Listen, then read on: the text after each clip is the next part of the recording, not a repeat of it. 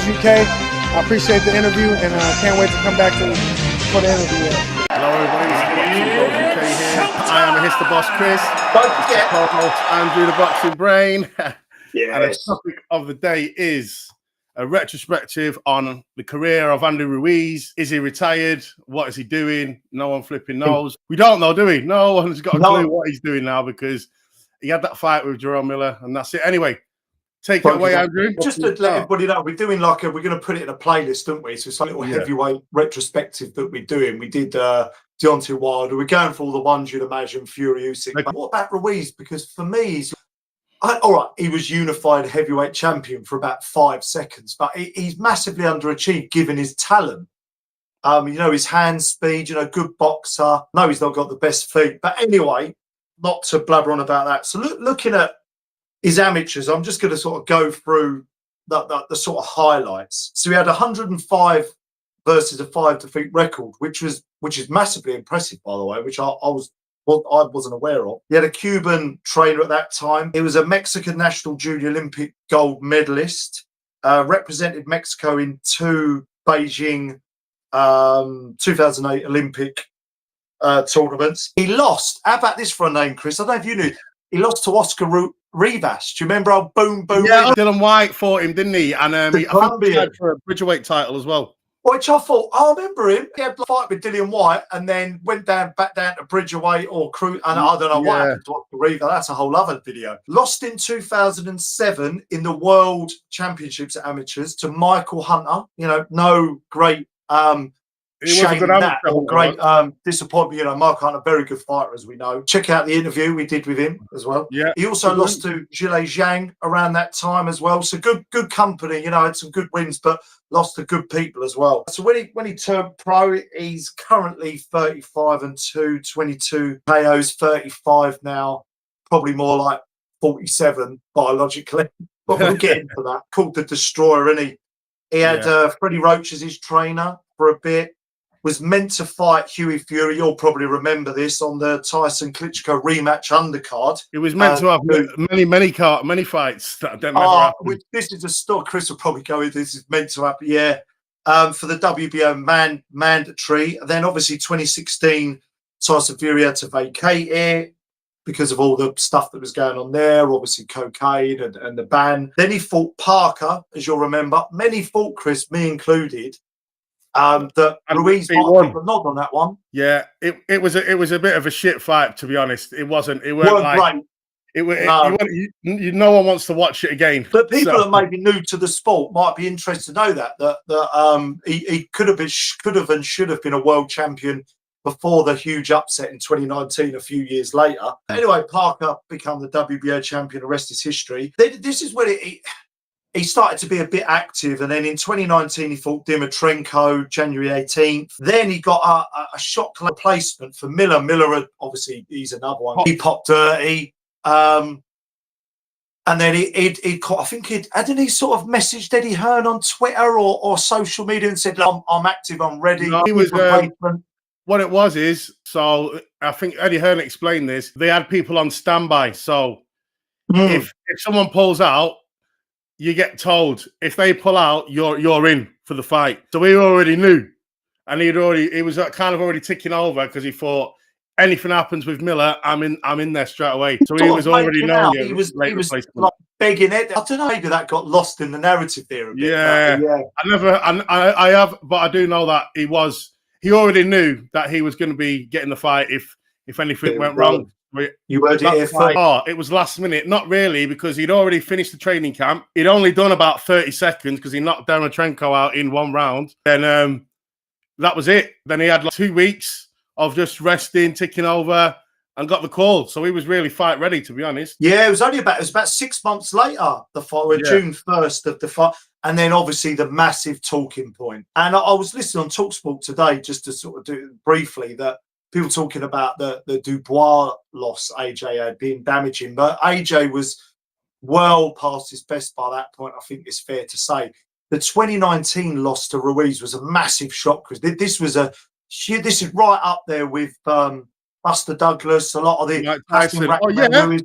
Oliver sure. McCall, Lewis. People forget that Lewis had a couple of shockers, but redeemed them both. I've always said, Chris has always said, AJ's never really recovered from that defeat. Like, it was a really damaging defeat. I think just the optics of it and the shock of it really put Ruiz on the map. I think that went to his head a little bit. Obviously, become unified champion. I think he was clearly living the life, enjoying the pizzas and the food and the and you know, I don't blame him. I'd probably do the same. He wanted Snickers to give him a sponsorship deal. He was begging for that sponsorship with Snickers. You'll probably be seeing all this in the background as we're talking that we're going to be putting up. Rematched with AJ December 2019, alluded to, and Chris will correct me if I got my facts wrong here, but essentially half of that camp or half of that 6 months, whenever it was between June, July, or September, October, November. So he's fought AJ twice in like 12 months or 13, 14 months. 3 of those months he was partying, eating, got into the ring 20 stone. AJ coming at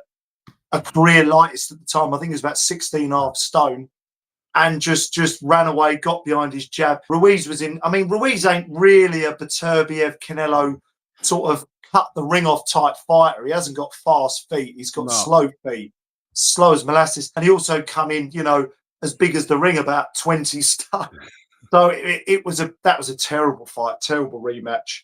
Parted company with Manny Robles. He'd been with for quite a while. And then this is where it gets even worse. And you kind of think, oh, is it the inactivity gone to his head? Women, drugs. I don't know if drugs were on. I'm not sure. And then he fights in May 2021, 2 years later, against Ariola, gets put down in the second, comes through it. Let me just say, that Ariola fight was a wicked fight, by the way. That was a good fight. It was a good fight. In terms of his recent ones, maybe watch that one. That's the only one good one he's had for a while. Fight. Because everyone thought Ariola was done. Chris, didn't he? I think Ariola joined up with Goose, that trainer, the Gooseman or Goosey or whatever he's called.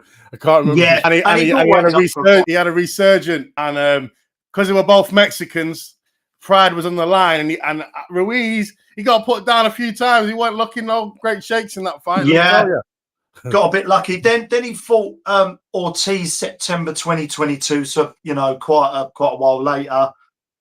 He dropped him twice, but sort of, you know, it was an okay fight. I mean, Ortiz by this point is, you know, really getting on a bit. Then massive inactivity again between September 2022 and August 2024. He fights Miller, allegedly broke his hand. I think he, in the 4th or 5th round, said he couldn't throw the right hand anymore. I think it was the right hand. He couldn't throw anymore. I thought he probably lost that fight as I thought Miller won that. I think we did a video on it. The only reason why Miller got the draw is because of his drug cheating, I reckon. No one wanted to give him a fair shake. Before another ban for Miller Pharmacy, and then just huge inactivity since the AJ rematch, you know, for his talent and trying to sort of get to them. We'll have some video feed in the background, obviously, to maybe showcase some of what's been going on and other insights Chris will probably give us. And I've just put here, like, massive underachievement, really. All right, he had that show-stopping win against AJ, right, in his pro career. But that's it, really. You think that's his best win by far. Ariola was a good win. Okay, these are decent names. Ariola win wasn't a good win because it was bad, really. Because Ariola he way past his best. Yeah, had about 8 or 9 losses on his record. He should have dealt with it in easy style. So that was bad. That was a bad win. And you see what I mean? Like you try to think of sort of, you know, Dimitrenko before AJ, Marker, fought some other sort of journeyman early in his career, and you just think for like, and to get you to come back in just off all of what I said, for his talent, you know, hits decently hard, not like a massive puncher, but very fast hands, good chin. Very resilient, good boxing IQ. He's kind of like a world-class Dave Allen, if you know what I mean. But outside of camps and boxing, not living the life, Chris. Anyway, I've spoke far too much, so come on, Chris. Give us your bars on this. He was an incredible talent. Obviously, his dad was a legend. Oh yeah. He was sparring Holyfield as a young contender. Like, you'll see that. And really holding his own. Obviously, he's only got one style, but a guy with so much talent, great amateur record, and his best his signature win is the AJ win. Yeah. And the only other thing on his resume that you can say, yeah, well done, is losing to Parker, because everyone thought he should have won. That's the only thing that you can say about his whole career. He hasn't done it. There's nothing else. Like his win against Ariola, you can't. That's like Moses Atuma fighting Joe Joyce, and Joe Joyce giving him a hell of a fight. It's not a good win. Yeah, it's a name that you should have been steamrolled through because he's finished now, and that wasn't really good. And then Luis Ortiz made hard work of that, and he's just been too inactive. I think he's only boxed when he's been desperate for money, and he's tried to open a few businesses, the pizza place. Yeah, fell through, didn't it? Fell through. He's had a lot of marital problems. His wife left him and stuff like that. So trainer issues. Didn't Manny Robles say, Chris, that he was struggling getting him into training? He not a good trainer. I'm paraphrasing a bit, but weren't there issues with trainers as well? Yeah, he left Manny Robles, and then he went with Canelo's trainer. Yeah, then Canelo's trainer said he was lazy, left him. Didn't box for ages, and then I don't know who he trains with now. Any old guy, who knows? And anyone he can get. Well, I don't even know what. I mean, his last fight was August 2024. So where are we now? So that's a year ago next month. Yeah. So he's 35 now, Chris, and we're doing a retrospective because he's at the how much is left. All right, he broke his hand against Miller, but he's not looked great in his last couple of fights, and he's been what has he had, like 3 or 4 fights in 6 years? Like, what do you think it is? Do you think it's that he got that AJ win, was thrust into line, Mexican legend? I think first Mexican heavyweight champ, certainly for a while. Yeah, he's the first ever. He's the first ever Mexican champ. I should have had that in my stats. First ever Mexican heavyweight champ. Probably gassed him up a little bit. Obviously, massive payday against AJ. Getting distracted by the women, food, the lifestyle, partying. That must be where it all went wrong for him, Chris, right? It's just the attitude outside the ring for his talent. And we've seen this with maybe Ricky Hatton's, maybe another example, Yeah. Struggling, definitely. getting in shape. For him, discipline. It was all about discipline. He had no discipline. He got a title, went to his head, and then now he's not taking boxing serious. Where do you see him calling out for fights? Where do you see his name mentioned? Because of his ill discipline and the money that's on, people don't want to invest in him. People haven't got. Like, seems to me unreliable. Yes, seems to me he's like someone like. When you're trying to organize heavyweight fights, he's the last person on anyone's name, on anyone's tongue, because unreliable, too many questions. He's not active. He's not making no noise. He's not saying, I want to fight this guy. I want to fight that guy. He's not making any noise. He's not doing anything. And when he does, he lets us down, because all his performances have all been like below par, apart from the AJ one. And that's it. And I just think that even if he was to fight now, same thing again. His talent gets him through, so he doesn't get himself hurt or knocked out. But he ain't serious about boxing, and I can't see us seeing him in any decent fights or winning anything to the future. I think he's just going to end up becoming a journeyman. He's going to come back one time, and someone's going to make something off his name. Like someone like Puma's going to beat him. Someone coming up or Parker or Coley. Someone like is going to beat him and use his name to catapult their career because he's finished. But do you know what? Off the back of what you're saying, there were some good insights there, Chris. I think a good breakdown. Sorry, like you think with his talent, clearly what he's capable of. Gave Parker a hell of a fight. A young Parker, but Parker one of the top heavyweights in the world. Maybe the second or third best heavyweight in the world. Gave AJ obviously that hellacious beating in that first fight. You think in the heavyweight mix at the moment, all right, he's made life-changing money. You think at he's still only 35 as well, which is unbelievable. Even a few years ago, all the fights out there, the Tabiel, Zhilei Zhangs, all these fighters kind of coming through in the top 10, the Bacolis, the Parkers. Parker rematch would have been really interesting. If he'd have just stayed a bit active and a bit fit, You know, because I enjoyed watching him. You know, at that age, it was remarkable. You know, it was a good fight to watch. It was an exciting fighter. It was in the Parker fight. He won. Like, I kind of thought he won because he was trying to force the action more. You know. Yeah.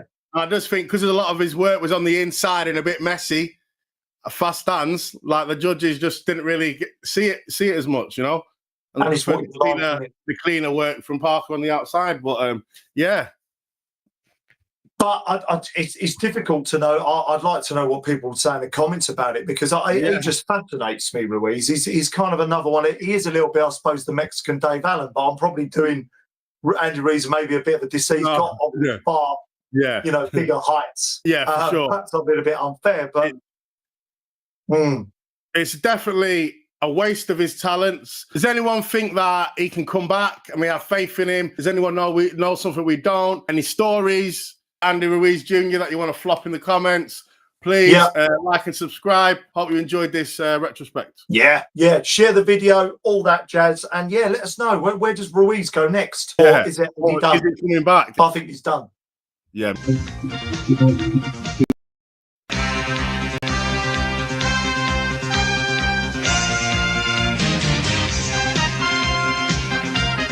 Hello, everybody. This is Boxing Bros UK. I'm Chris. That's my co-host, Andrew, Boxing Brain. Hi, Chris. Today, we're doing a different kind of video where we're just looking at a career of a boxer. We were supposed to be interviewing him today, but for some reasons, he couldn't make it. But we're just going to shed a little bit of light. Yeah. Should we, what we're doing, we're just going to do a little bit of a career, a little bit sort of like a bio on his career, his successes and everything like that. So let's take it away. I'll start. So when he was 17 years old, he was in Nigeria. He's about to join the military, and then he watched Mike Tyson get knocked out by Buster Douglas, and he thought, "Wow, I can do that. I can do boxing. Anyone can win." Like because obviously Buster Douglas was an underdog. Tyson was an animal. No one thought he was going to lose. So he went to America with his mum. He won a Golden Gloves, did the amateurs, won a Golden Gloves tournament in Texas. Then he won another Golden Gloves tournament in Dallas. Then he turned professional. He hooked up with coach Curtis Coates, former welterweight world champion, was a professional. And he just started absolutely destroying people, coming on the scene really sharp and fast. And then, then he met up with David Tua for his first, I think that was his first 12-round fight. He was a bit of an underdog. David Tua was like putting people in hospitals. Like, I think his last three opponents, David Tua put him in intensive care. So, then they went head to head. But you watched that fight. Did you? What did you think of it? Well, I know, and this is a fact. I can't remember the exact number, but in the David Tua fight, that fight with Ike holds the record in a heavyweight contest for amount of punches thrown in a, which is, I mean, it's just incredible. Like, and you know, the guy's gas tank for a very heavily muscular guy was just unbelievable. I think he was throwing something like over 80 shots around, something like that, and still maintaining that energy and pace. Like we've seen with AJ, haven't we? Like, you know, we've questioned him maybe in years gone by that when he's coming a bit heavy, a bit, you know, over 18 stone, very muscular, he struggled after the sixth round in the championship round. Yeah. Because we know, you know, and Chris, obviously you do a lot of strength and conditioning coaching, and I've had a sporting background, that the more muscle you start packing on, the more the oxygen suffers. Yeah, exactly. So he's a genetic anomaly. Yeah, because he was like, the thing about Ike Ibushi is he had everything. He had power, lateral movement, like for a 6'5" guy. He had, or 6'4", he had lateral movement like Tyson. Like, he could do that peekaboo, like, so he's in the pocket, and he's like, whoa!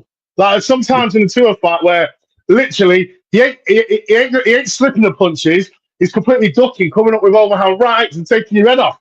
Like it was just like his lateral movement was just like Tyson's. It was really, really good. Like proper like wishy washy, like doing all that, all that business. Like it's really, really, really good. And he could get on his toes sometimes. Like he'd start bouncing on his toes and pumping that jab out. Like it was just really, he ran all the attributes.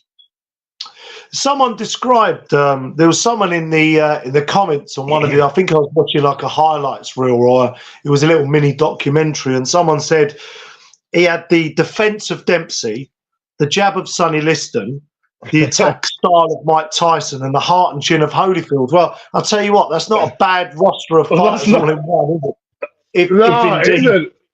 It's not far off, you know. It isn't far off because he did fight like when he was offensive. He was like Tyson, like counter punching, slipping, overhand rights, body shots, vicious, like all the lateral moving of the feet. You know, so he was giving you angles while attacking you, and he never really went on the back foot. He's always like standing around with you, leaning on you or whatever. Really aggressive, like very, very, very aggressive fighter, wasn't he? And he obviously had confidence in his punch resistance. You could see, like even in the Chris Bird fight, you know, and Chris Bird didn't Chris Bird have a dust up with Vitaly Klitschko? I'm pretty sure, didn't he? Yeah. Chris Bird fought everybody. You know. And he crashed him with that. I think it was a left hook, wasn't he? Where he just caught him with that massive left hook. He landed on his face, didn't he? Just bang. And then, you know, he was backing him up, Chris. But you know, it's a shame. Like, and there was another comment that said, you can see there's a lot of love for him.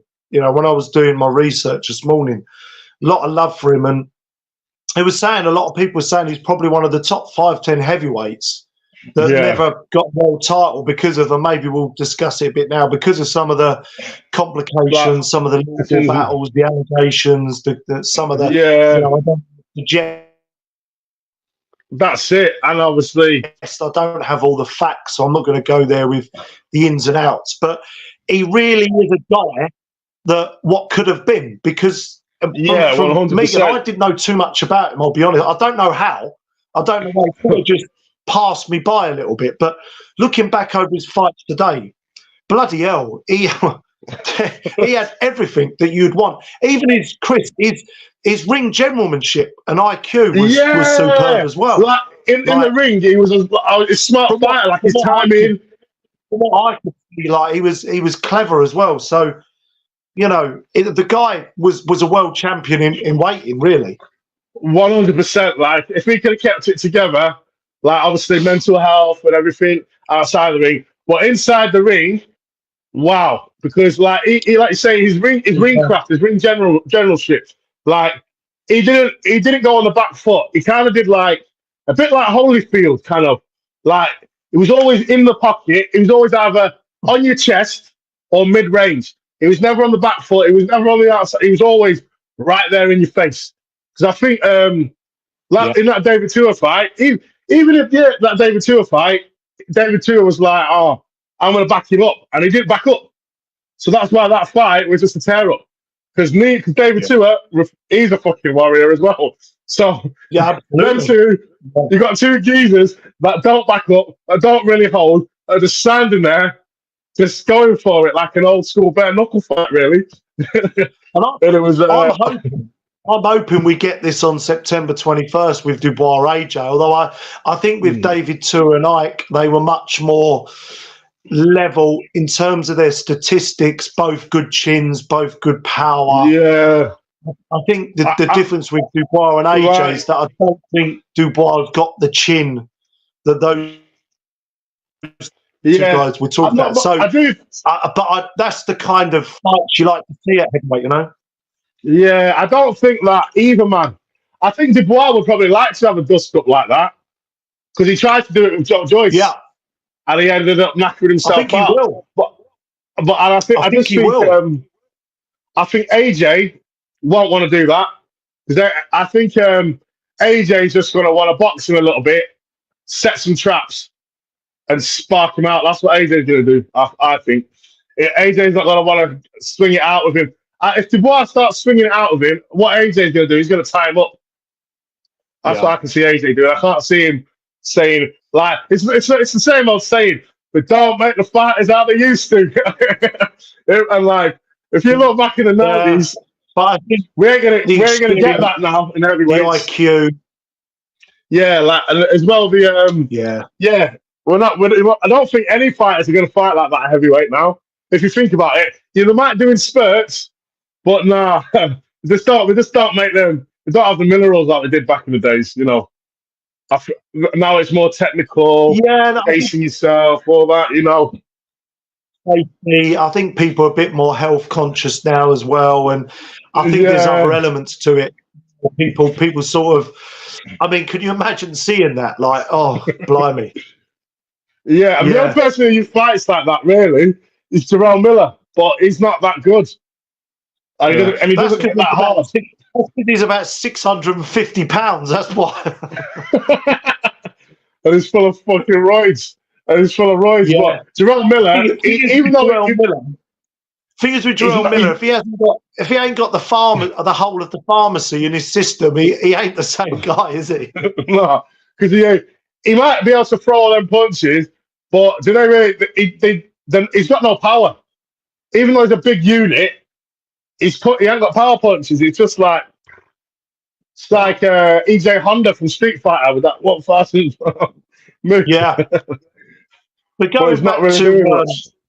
I think that's the difference, is that he was able to throw volume of punches similar to a Jarrell Miller, and I'm not even going there with the heads or people in the comments start saying, "Oh, he's probably on blood." Let's just assume and hope that he wasn't. Let's just say he was one of these kind of like genetically gifted people, because he probably was. He was not only able to throw volume of punches, but also with ill intent and with power as well. Like, can you imagine him now? Can you imagine a 25-year-old Ibuchi in the division now? No one would want to fight him.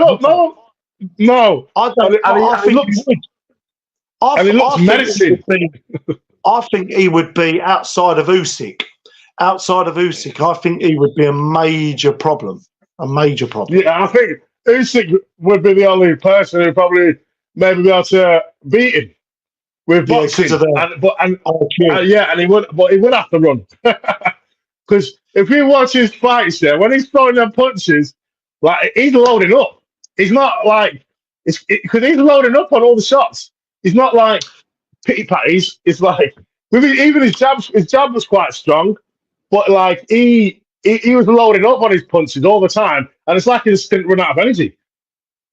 And like proper bad intentions. He had 15 on his 20th fight, up to 25. He had 15 knockouts, didn't he? And and he fought some ex-Olympians, and some of those guys were like of good stock. So one of them was. I think one of them was Mike Tyson's chief sparring partner. Yeah. Like before, There's a bronze medalist in there, I think, as well. Somewhere along his career. He did fight his, like, obviously he's building, he's on his way up as a prospect, but he had some tough fights. He didn't fight this puddings the whole way through. He fought some good fighters. Yeah, I think the thing is good. The Usyk, and I know we do this, we compare eras, but when Fury was catching Usyk with those uppercuts and was affecting him, you just imagine, don't you?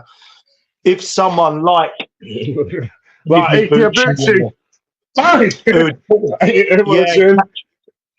it would have been but anyway, we're comparing different eras. And but then, like, hopefully someone like Usyk, he's not like he took it off Fury, but he took a few uppercuts, and then he got hurt off one.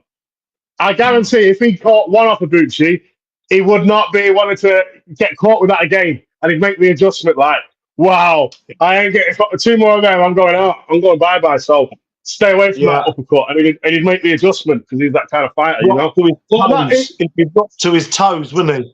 Vibrations down fine. But that Ibuchi, like, he was, it's just a shame, but he was a precocious talent.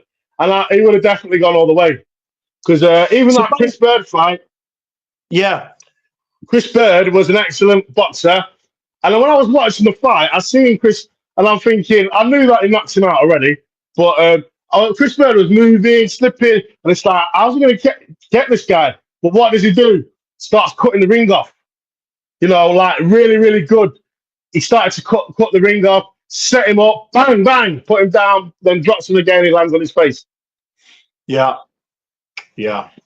And I think it's, I suppose as we enter into the last part of the video, I guess we'll touch on, because anyone that's kind of interested while watching up to this point, like, so what happened then? You know, that might be some questions. People are like, so what? This guy, you're talking about the guy that was a neck. Well, essentially there were, and Chris will know a little bit more about this, who's done that little more research.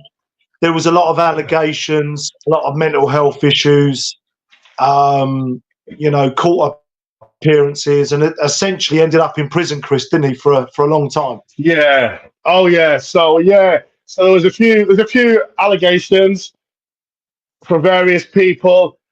He started to suffer with a bit of mental health. He has got bipolar disorder and paranoid schizophrenia. So obviously, it is when you've got them kind of mental health conditions, it's not ideal to be getting punched in the head, really. And obviously, he did. It's a good. There is one video point to make where it shows the punch that David Tua lands on Ibushi and says, apparently, this punch is what's affected his bipolar and his paranoid schizophrenia. He lands a punch right there or something. In that fight, like, it was a really, really good shot, and obviously he ate it, and he started to insist that everyone call him Mr. President. So he didn't answer to Ike Ibushi. He only answered to Mr. President to everybody, even if you didn't know him. To everybody. So so he ended up going to prison for 20 years. About this. He said that he genuinely, according to Lou DiBella, he genuinely thought in some circumstances he was the president. So it does make you wonder kind of what was going on there a little bit. Yeah, that's it. It's a funny old thing, mental health. And it's such a shame. Like, yeah.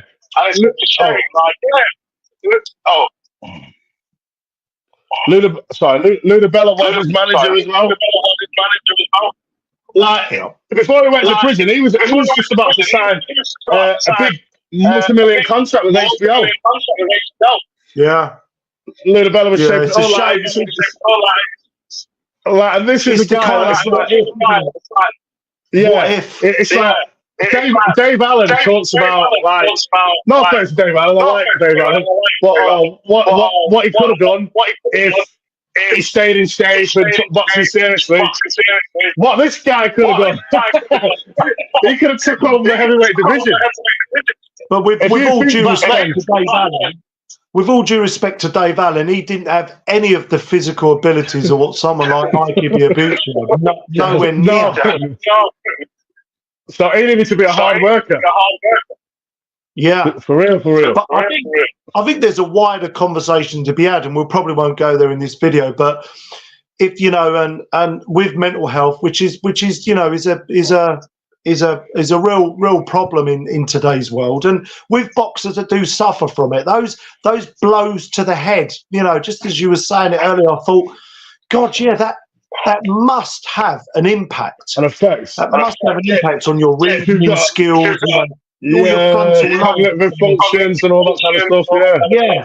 Because I know a little bit about neurology, and obviously your frontal lobe is on the, you know, and in dementia, for example, that all gets a lot of the time that gets destroyed, which controls all your reasoning and your kind of pragmatic thinking. So definitely, it might be worth doing a video sometime discussing that, because when we see some of these fighters go off the rails, we think, oh God, they're crazy. But I don't think people realise that those blows to the head can have all sorts of impacts on their psychology. And it's for our entertainment.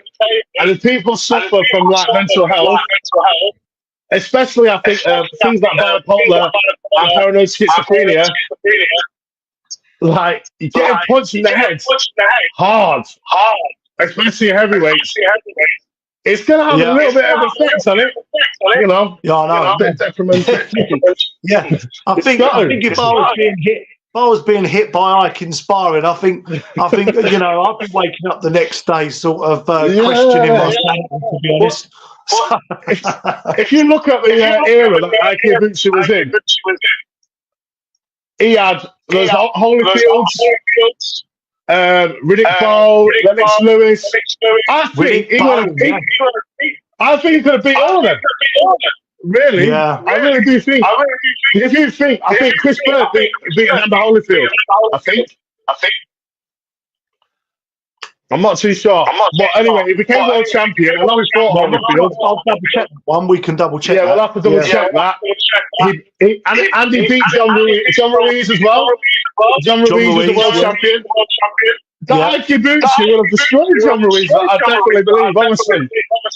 Yeah, like, I think he had like, all the main players in the 90s at heavyweight, Ike Ibushi could definitely beat them or give them a problem.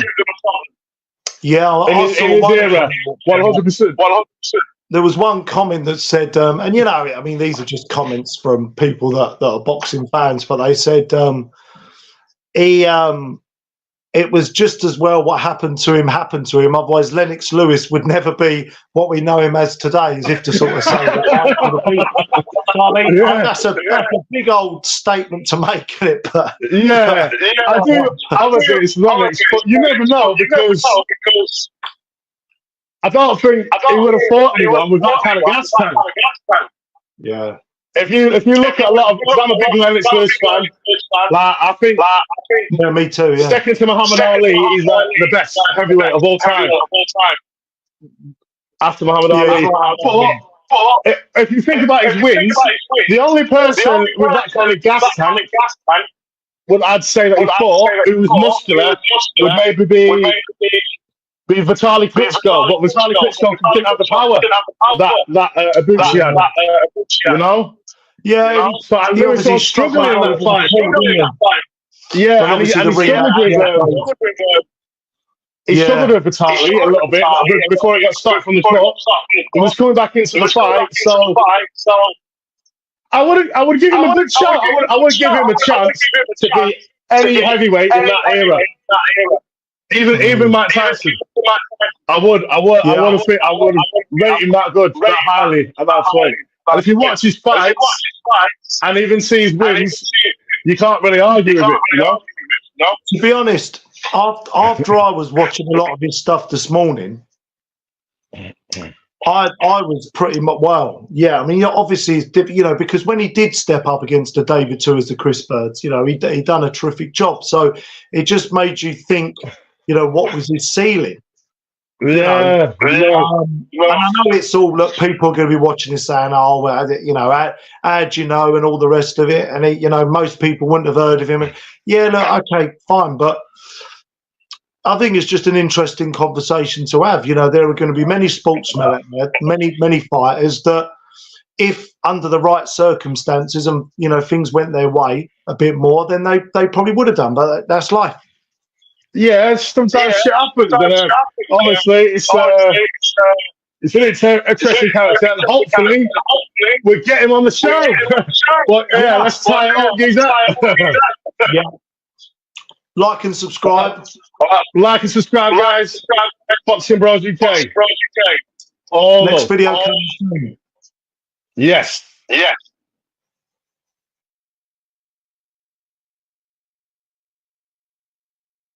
Shout out to Boxing Bros UK.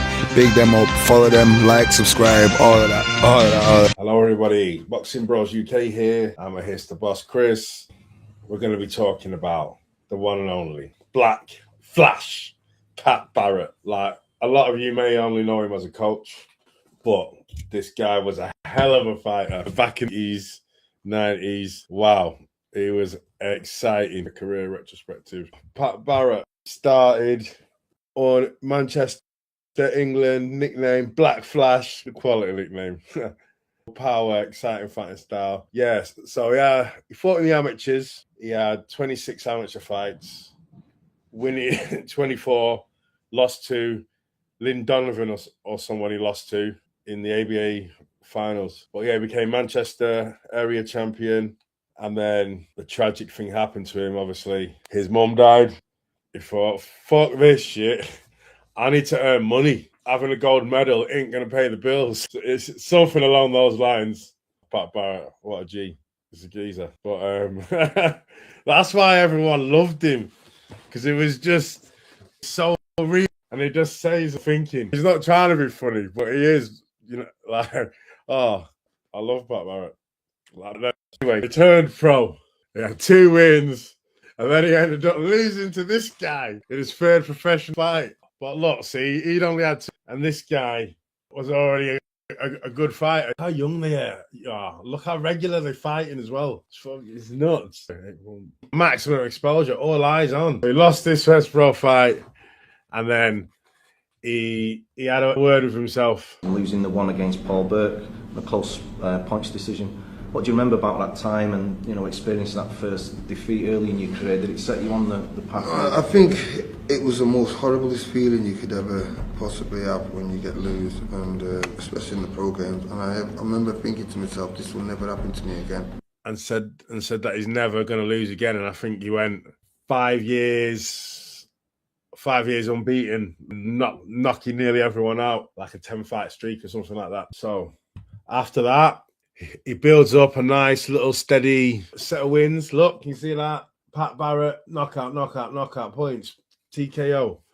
Yeah. And then the story behind this opponent that he draws with, Sugar Jibilaru. So apparently, Brian Pat Barrett, you can be a world champion, And then he goes to spar this kid, and this kid, way back, just before he turned professional, or just smashed up in sparring by this kid. It's absolutely battered from pillar to post, all around the juice. Because I remember a few years ago sparring with Sugar Jibiru, and I remember him giving me hell in this gym. I mean, he knocked me from one corner post to another.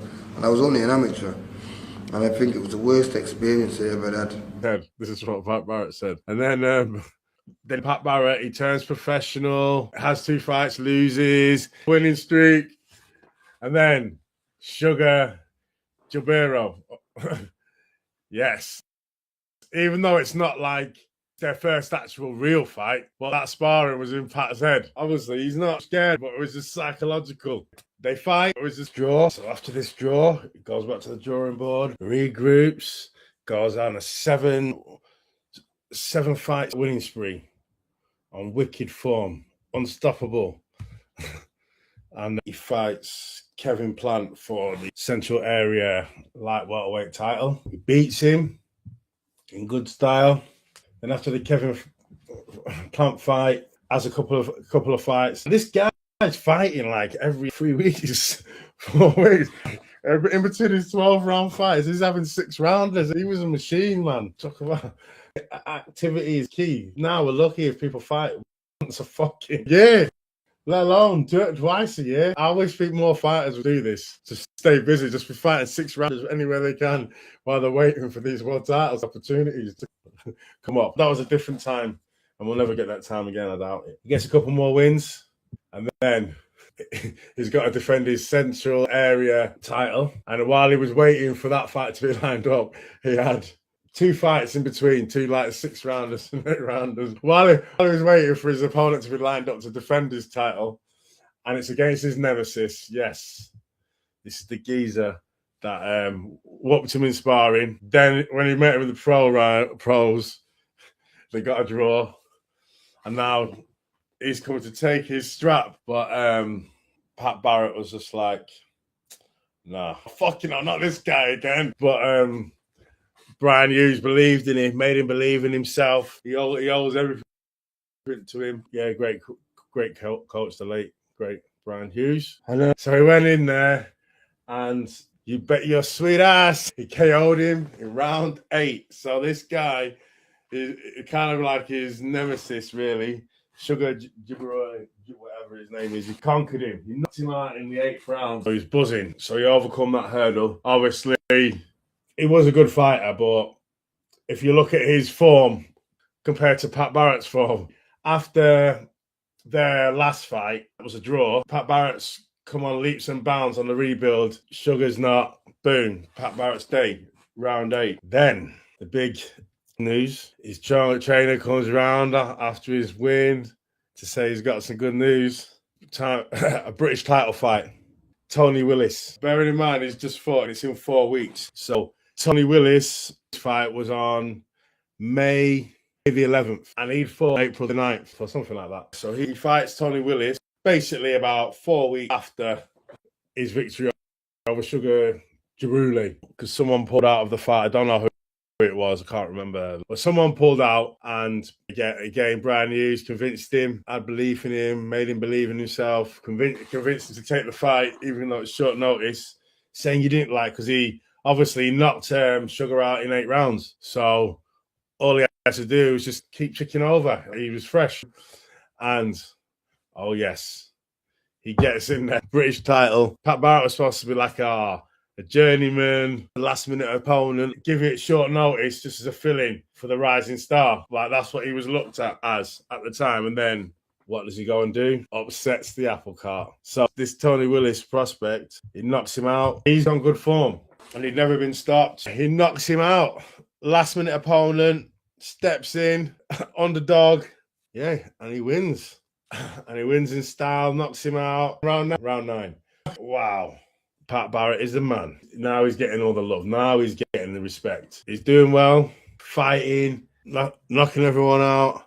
When he was training, Pat Barrett, because he used to hit so hard, and he was bashing up all his sparring partners that were like welters or welters. He used to spar heavyweights. And one of those heavyweights that he used to spar with on the regular was John Fury, who was also a fighter at that gym. Obviously, John Fury was more of a journeyman kind of guy. Like Pat Barrett was originally started as a kind of a journeyman, but where he kept knocking everyone out and upsetting the odds, he was considered a real hot contender, that potentially world championship material at one stage. He really was. And he's one of my favourite fighters back in the day. Exciting, and a real guy. And someone drops out for a European title. He's going to Italy. And back then, you have to get a knockout to get the draw. To get the draw, he used to say, in Italy, nobody can get a decision in Italy if you're English, unless it doesn't happen. He's fighting Calamati. And this guy, he was a champ, and it was the last minute. Again, I think he just had a fight, and then he was going to be taking this one like 3 or 4 weeks' notice. And then, yeah, he said that Brian Hughes said to him, if you win this, no one goes to Europe and gets the win. He says, if you can beat this guy in his own town, yeah, and you have to get a knockout to get the draw here, remember that, you will be able to write your own checks. And he said, you will 100% be a world champion, because this is what it takes to be a world champion, to win these type of fights. And not everyone, even some world champions haven't done this. Gone into Italy's backyard, got a result.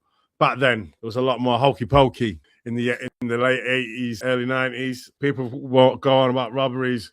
Today, some of the decisions, back in the day, there was a lot more suspicious things going on back then. But anyway, Calamati fight. His backyard, European champion. And look at this guy's record, man. He seems to be on a winning experienced guy. And Pat Barrett gets in there, 23 years old, and he knocks him out round 4. It was a beautiful KO as well. Like, it is absolutely brutal, because, like, you know, when someone pulls back and then they come forward, like when they move forward onto the shot, so they're trying to slip it, and then you get time. So as the punch is coming in, they're not seeing it, and they're moving their head into the punch, while the punch is coming out at full force. Boom!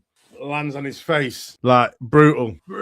This was one of the highlights of his career. Great win. Wasn't supposed to win. Last minute opponent again. Had about 1 million fights in between defending his British title. If anyone could bring that back, it'd be great. The activity, because that can really help build your fan base if you just see this guy fighting all the time and winning. Because he was taking risks, you know, and them not motivating fights just to earn some dough. Love the game. He just loved fighting. So It's just always used to fight. Great work ethic, man. He knocks the Italian out. Round 4, this is it. Now, Pat Barrett is like, everyone's pitting him to be a world champion. He's getting his respect. He's getting his kudos. This is how popular and mad it was at the time about Pat Barrett fighting Julio Cesar Chavez Sr. Bearing in mind, at the time, Julio Cesar Chavez Sr. was undefeated and he was like on 80 wins, no losses. 80. Like, forget Mayweather's 50. 80 wins, no losses. Even though he ended up losing eventually. But that's a hell of a record. Another fighter fighting regular all the time. In between his title fight, like, these is the old school. These are the boys. These boys were warriors. Proper, not just once a year. Twice, if we're lucky. You never know, because if Pat Barrett would have had the fear, because it's Chavez, because he was a good little fighter. Like, when he was up for it, obviously, I'm a fucking big fan of Pat Barrett, but I think in his prime, if things have gone better, if he would have got the fights, I think we would have seen the best of him. If he would have had that Chavez Senior fight, I believe he could have won. Because when he was in that mode, when he loved boxing, that's when he was wicked. He stopped that European kid, that Calamari, in his own area in 4 rounds. If he would have got that Julio Cesar Chavez Senior fight, he could have won or gave a good account of himself and stayed on the scene and stayed motivated. They tried to make the fight and it nearly got made twice, but obviously it never happened. Later. He was struggling with the fame. How can I explain the psychology of it? So Pat Barrett is on top of that. Brian Hughes would say, right, you just got to sit there and smile. And he's like, because he's had a bad performance, that, why didn't he do this? And basically criticizing him, his boxing and stuff like that. And why doesn't he fight this? And just basically getting on his nerves.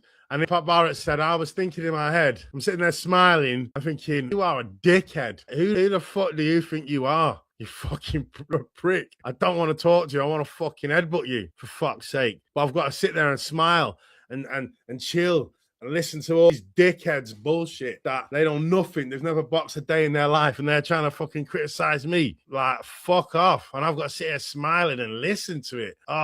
He hated it. And he just didn't care. He cared for Brian, but he didn't give a shit about anyone's respects, like the British public or whatever. The respect that he respect was in the streets, and it was always in the streets, and that's it. I'm not going to go into it, and that's what he respected. His friends who he grew up with, and they always rolled together, no matter what. He was doing his boxing, they was doing their thing, but they'll always be friends, family. And he just couldn't deal with the life. And he just absolutely had enough of it. And that's when he was starting to fall out of love with boxing and just concentrating on setting up businesses or whatever. And the Chavez Senior fight never happened. And then next, he gets a world title against Manning Galloway, 1992. Bang up for it. It's got to be rescheduled.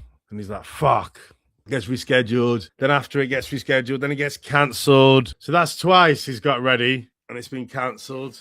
And then finally, and Frank Warren's the one who sorted this fight. He ended up, I think he left Mickey Duff and he was with Frank Warren at this time. He thinks, right, it's definitely happening because he's waiting in the dressing room for Brian Hughes to come through to wrap his hands and all that.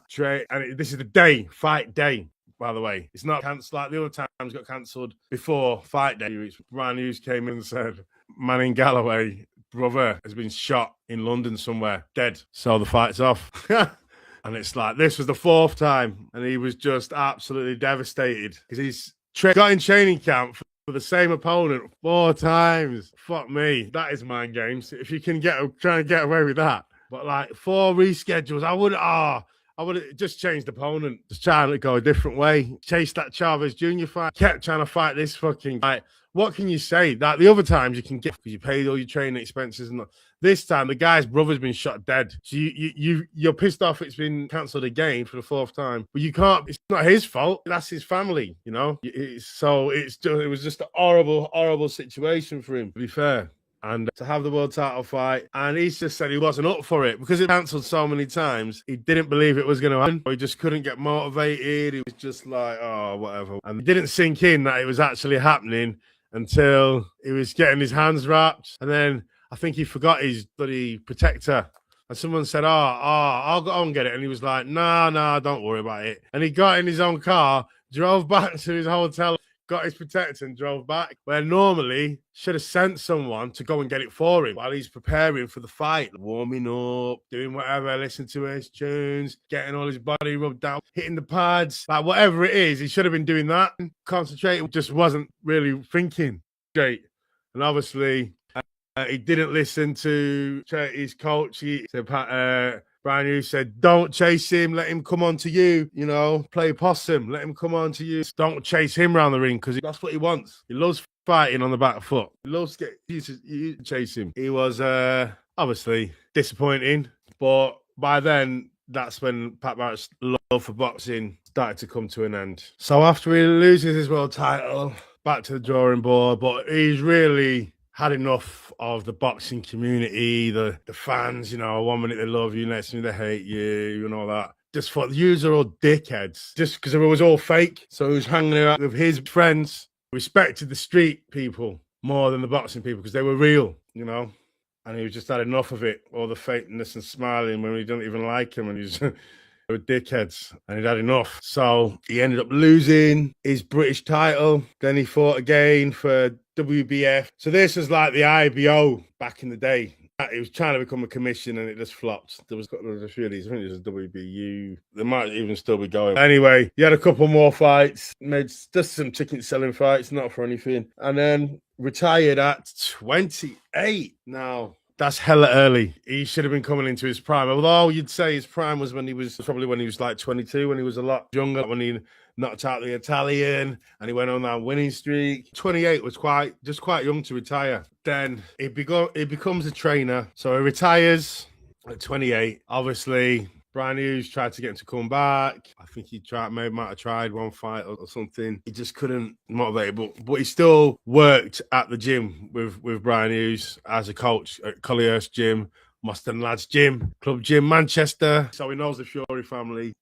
Anyway, and he ended up becoming Tyson Fury's coach at the early start of his pro career. I don't think he had any fights with him. We might have had one fight. But he'd been working with Tyson, Pat, as the head coach. And obviously, in February in 2003, he gets arrested, shooter, and small amounts of recreational stuff, you know what I mean? He's getting sent down, and this is when he was living in London, and he's retired. He's living in London, living that celebrity lifestyle, chilling with So Solids and this and that, doing his thing. And then obviously, he gets arrested in a hotel with a pistol, some recreational bits and pieces. Hughes comes to his sentencing, and then obviously speaks for him, like to the judge, and gives a heartwarming speech, a really, really heartwarming speech about how hard Pat Barrett's life has. Losing his mom, dad was never really there. Dad lives in Jamaica, hardly ever seen him. His mom died,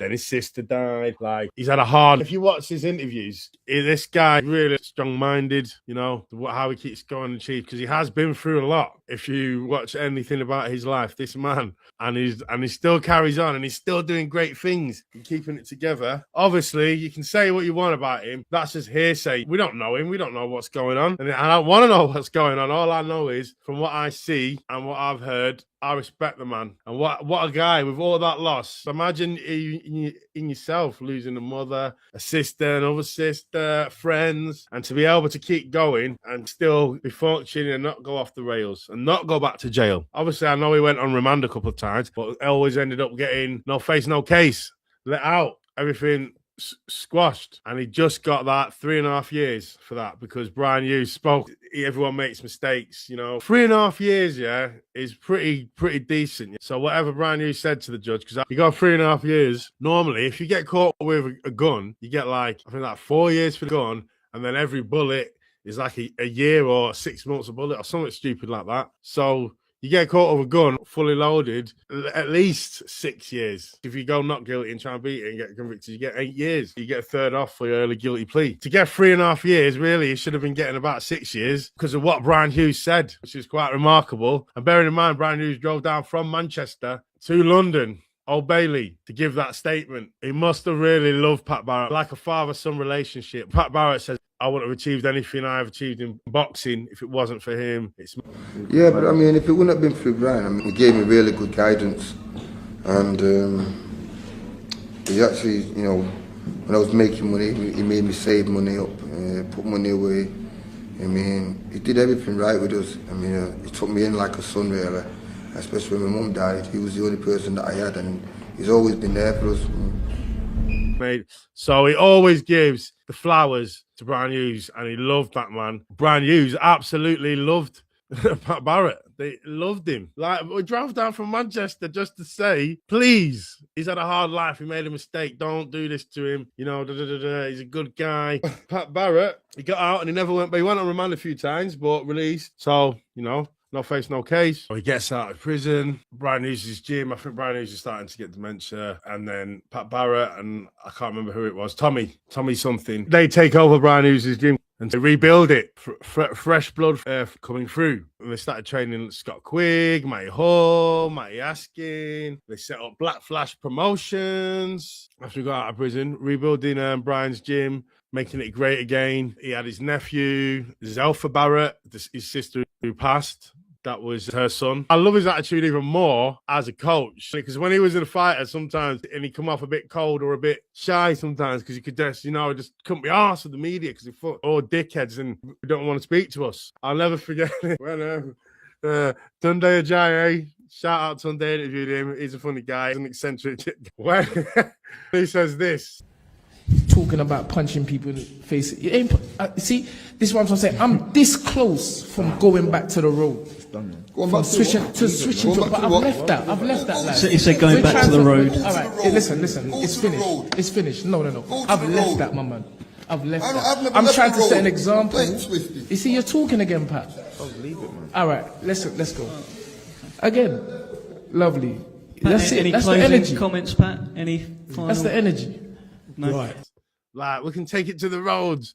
And then Pat Barrett just goes nuts. And I'm thinking, ooh, it's the boogeyman. He's come out. Like, it was, yeah. It made me laugh. And Tunde still held his own, though. It was just like, because he's not the fighter, Pat didn't have to hold back. When he was the fighter, he couldn't say what he said to Tunde. He had to try and keep it PC to try and become a household name and all that. And he wasn't down for that AJ stuff.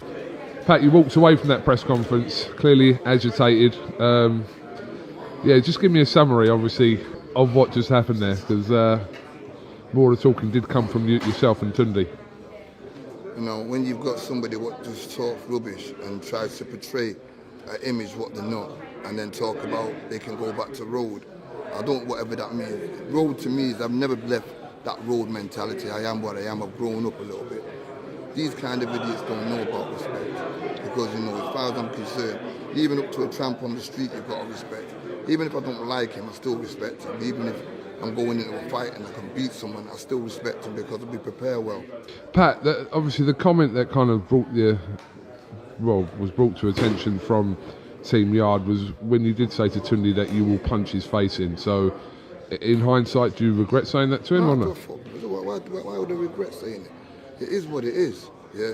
I'll talk how I think, I'll talk how I feel, yeah. I'm not saying I don't like him, but don't come up and talk all that rubbish, talking about you ain't a bad man. I don't declare to be a bad man.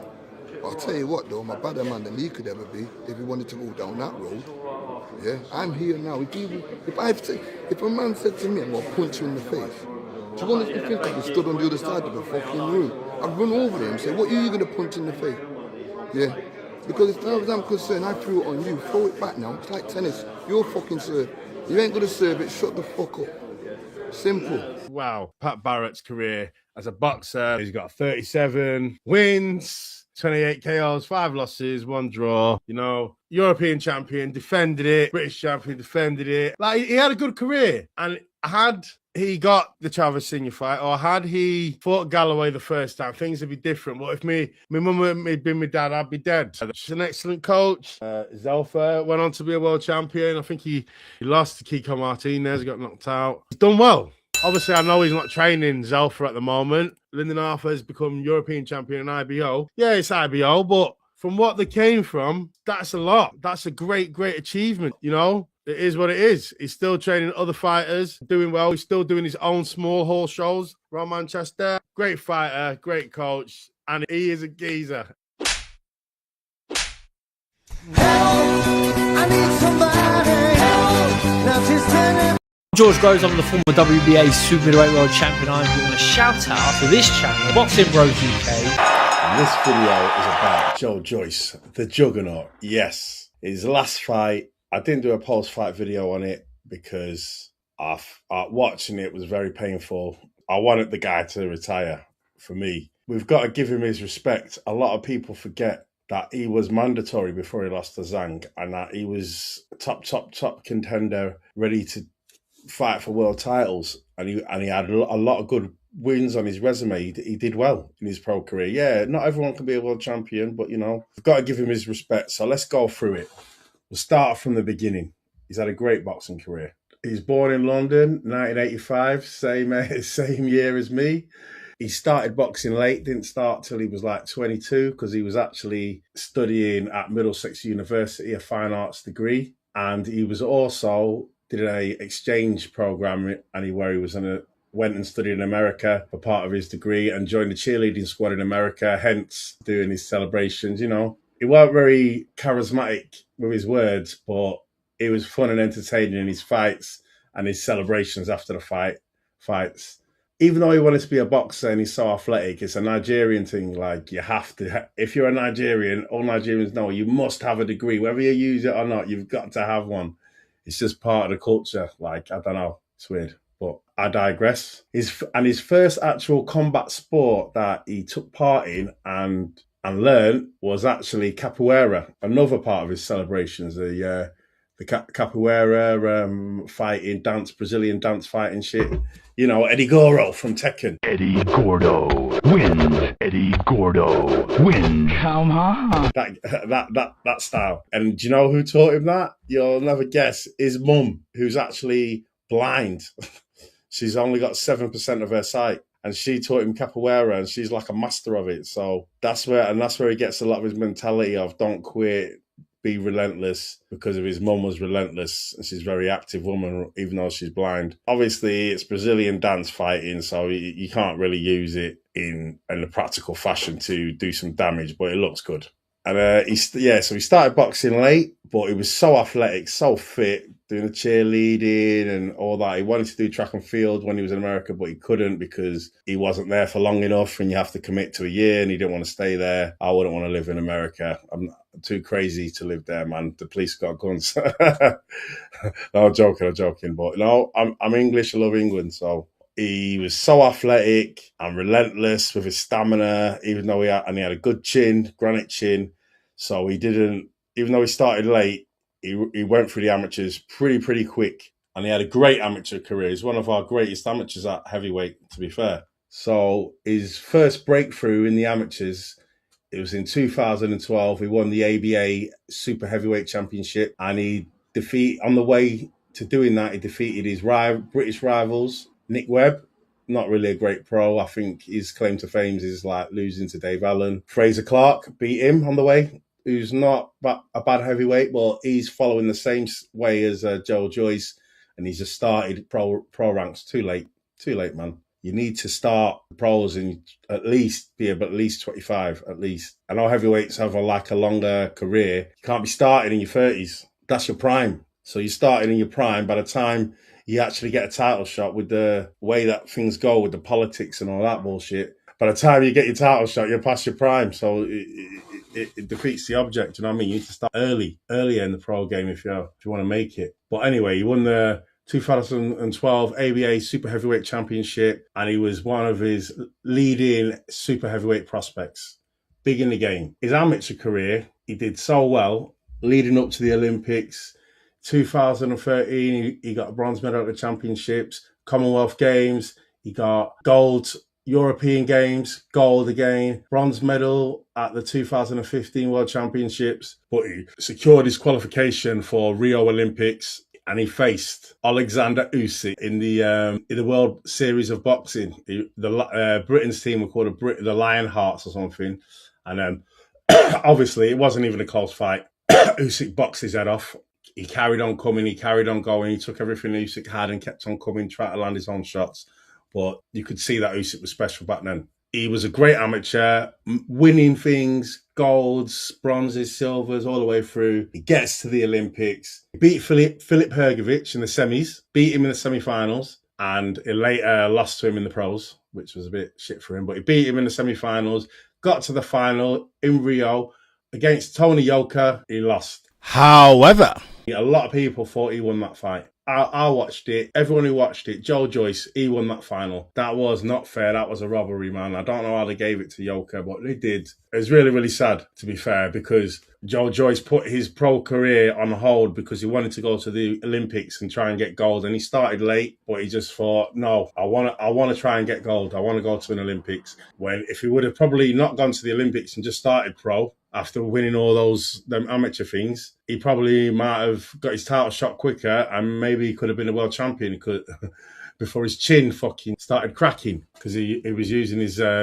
chin as a defense, which is never, ever good in boxing if you want to last in this game, taking as much punishment as Joe Joyce, the juggernaut, took. Anyway, so we got the silver medal. He should have got the gold. We all thought he should have got the gold. His professional career. So he turns pro 2017 at the ripe old age of 31. David Haye signs him for Haymaker Promotions alongside with Ringstar Sports. Trained by Ismail Salas. He had to wear them fucking massive platform shoes, didn't he? To them Spice Girl shoes, so that he could hold the pads for Joyce, because Salas is like a fucking midget. But and in his first pro fight, because they wanted to fast track him, 10-rounder against Ian Lewison. When normally in your pro debut, you have like a 6-rounder, maybe 8 at push, but not sometimes people have 4. But he started at 10, and all his fights from then on were all 10-rounders, 12-rounders. He might have had the odd stay busy against a journeyman here and there for 8 rounds or whatever, but I don't think he had many. It was always 10 or 12 rounds when he hit the pro game, for sure. So he beats Ian Lewison in his pro debut, who was the Chinese champion, because his mum's like quarter Chinese. And then after that, while he's with David Haye, he fights Lenroy Thomas for the Commonwealth belt that Dave Allen fought him once, lost, set or got a draw. Then second fight was a no contest. Everyone thought, this Lenroy Thomas, he's all right. And then boom, Juggernaut just fucking deals with Lenroy Thomas in Juggernaut style. Very, very nice. Good win against a good opponent. Lenroy Thomas was like Deontay Wilder's chief sparring partner for most of his camps while he was champion. So I don't know if you want to take that as good or bad, but still, it is what it is. Just a fun fact for you there, guys. Just a fun fact. He leaves David Haye. When kind of David lost to Bellew, and then it all kind of fell apart. Because I don't think David Haye could really get the fights as a promoter, manager, or whatever the fuck he was. So he started working with Al Heyman, and he changed trainer, got with Abel Sanchez, and Sanchez was saying that he wanted to try and get him to learn the, George Foreman-esque cross style, be like George, trying to turn him into the new George Foreman. There's only one big George.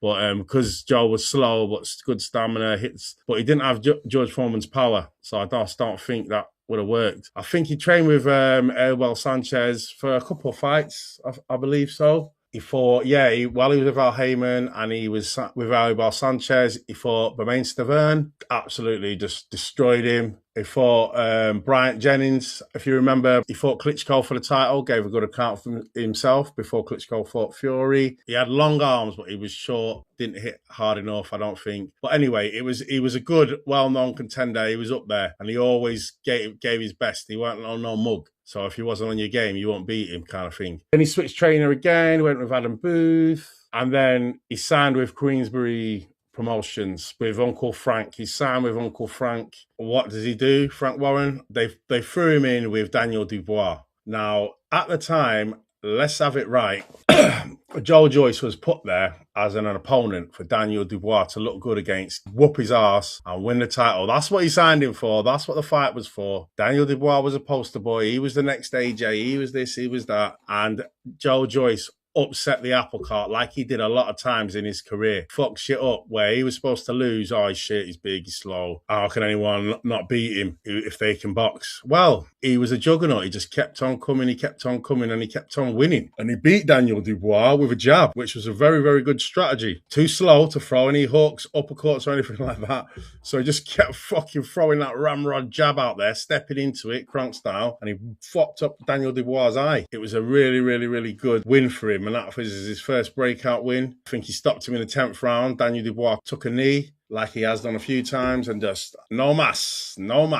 And he wasn't expected to win that fight. And Daniel Dubois didn't even rematch Joe Joyce. He fought some other fucking mushroom for the WBA regular title. So he didn't want no parts of Joe Joyce in a rematch. He was like, yeah, just... Leave it! Yeah! Just a fun fact for you guys. His mum, God bless her soul, because Dubois, he tried to do some trash talk that was a bit distasteful, saying it's a good job that your mum can't see because you won't be able to see the damage I'm going to do to you or something like that. Anyway, I'll play it now. If you get ill before the fight, you're going to pull out, what's going to happen? No, my dear, you know what? I'm going to do you a favour. Because you can't see your son after he's been knocked out, you'll spare the heartache. You'll be spared the heartache. Oh, really? Yeah. Oh, aren't you nice? What happened if... And then Joe Joyce, it's called poetic justice. He fucked his eye up and made him partially blind in one eye because he jabbed his fucking head off. So there you go. That was funny. And she thought it was hilarious. Remember what you said? Now, how does it feel like not seeing out of one eye? You can't. She got her own back for sure. Bless her heart. I will ask you about what Daniel said all them months ago. How does that sit with you now? Oh, wow, that's really out of order. You know, hopefully he's learned his lesson now and he has to respect his elders now. And now he's got his eye all busted up. Now you know what it's like not to see. So anyway, message to you, Dandelion Dubois. Dubois now. You was flattened. No, you quit. You quit. I saw you quit. Well, so yeah, that was that little fun fact. So now he's smashing it.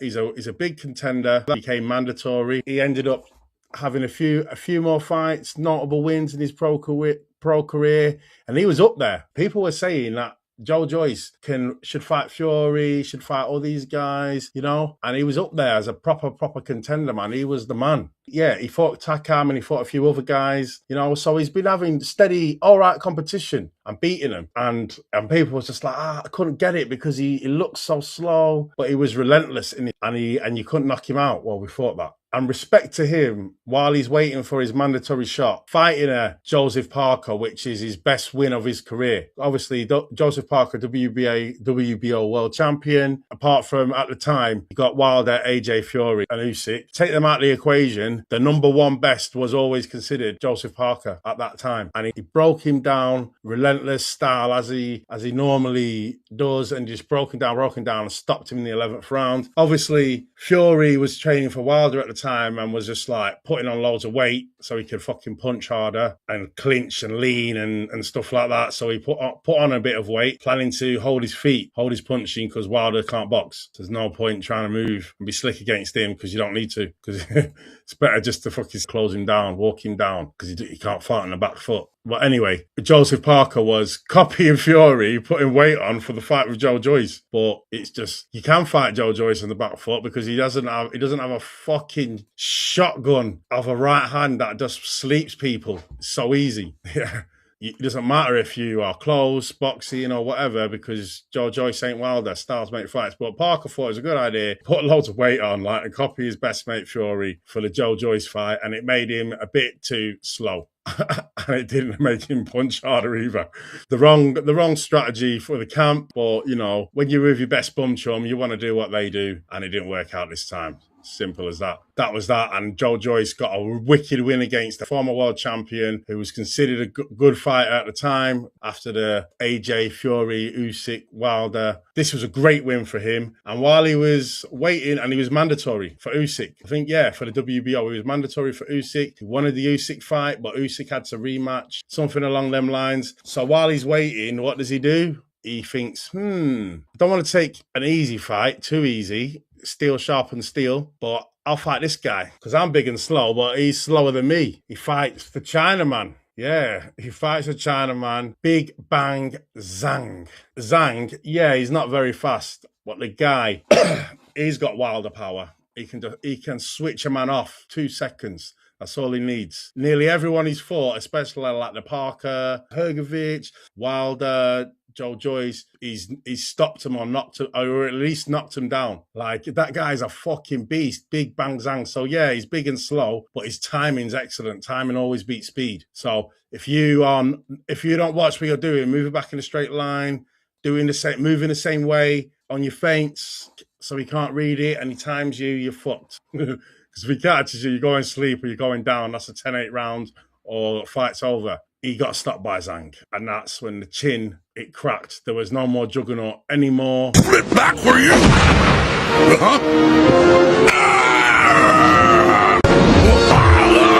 Wow! I didn't think anybody could do that to Juggernaut. He tried to revive his career, come back, had a confidence builder against Cash Ali. Yes, baby! Yes, baby! Get up! Dave, look at that! Yes, look at his body! Look at his fucking body! You're the guy that bit fucking David Price, weirdo. Then after that, he fought Derek Chisora, and Derek Chisora knocked him out, I think. So it's just not looking good. Then he fights Hrgovic, loses again. But it's 1-1 because he beat Hrgovic in the amateurs. Let's give him some sort of flowers at least, man. You know, lost to Hrgovic. Then he changed trainers again, joined with Sugar Hill Stewart, Emmanuel Stewart's nephew, former trainer of Tyson Fury, or he might still be Fury's trainer. And he thought, right, let me just give this boxing thing one more. And a few weeks ago, he fought Artem Novikov. And the first time in his career, he jacked. He didn't want to take no more. And it's a sad thing to see of a man called the Juggernaut who never quits. Wow!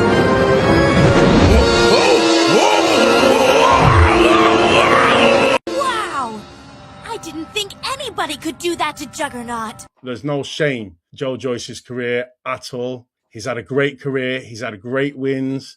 He was mandatory for the belt. He nearly got his title shot. And this guy got stopped by. He's not even in his class, Joe Joyce of a few years ago, but his prime has gone. He had his prime when he's fighting Joseph Parker and Takam, and right, that was his prime. And it took so long to get his title shot, and he's a warrior, and he didn't want to take no gimme fights, and he fought proper fighters, and he lost. To conclude, regardless of what we say, big, slow, he had a great career, and he was a great amateur. Silver medal in the Olympics, won loads of golds in the amateurs, Europeans, Commonwealths, all that. We went through it before. And I don't think he gets the credit he deserves of being a top heavyweight for years, fighting the best opponents that he could. Like, these are the people that he's beat: Joseph Parker, Daniel Dubois, Carlos Takam, Bryant Jennings, Bermain Stavern, Alexander Ustinov, Leroy Thomas, Kaladze, Ian Lewison.